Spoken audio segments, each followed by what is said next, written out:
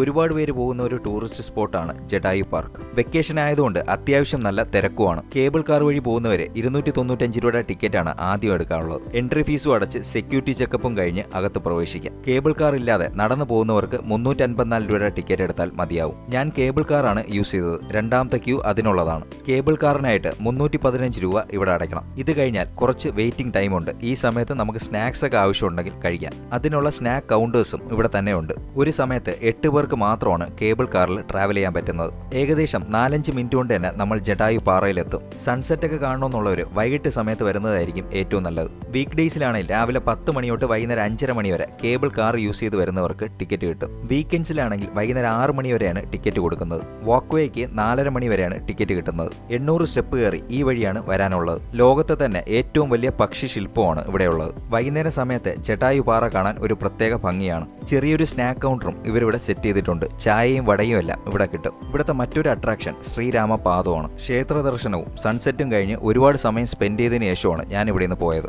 ജഡായു പാറയിൽ നിന്ന് നമ്മൾ നേരെ പോകുന്നത് സ്നാക്സും ഗെയിം സോണും 12D തിയേറ്ററും ഒക്കെയുള്ള മറ്റൊരു ഏരിയയിലേക്കാണ്. 160 രൂപയാണ് പെർ ഹെഡ് ടിക്കറ്റിന് വിലയാവുന്നത്. 12D experience കിടിലുമാണ്. ഇവിടെ വരുന്നവർ മസ്റ്റായിട്ട് ഇതൊന്ന് എക്സ്പീരിയൻസ് ചെയ്ത് നോക്കുക. തിയേറ്ററും ഗെയിം സോണും ഒക്കെ ഉള്ളതുകൊണ്ട് തന്നെ കുട്ടികൾക്ക് ഈ ഒരു ഏരിയ നന്നായിട്ട് എൻജോയ് ചെയ്യാൻ പറ്റും. കൊല്ലം ചടയമംഗലത്തുള്ള ജഡായു പാർക്ക് ലൈഫിൽ ഒരു തവണയിലും വിസിറ്റ് ചെയ്ത് നോക്കുക. നല്ലൊരു എക്സ്പീരിയൻസ് ആണ്.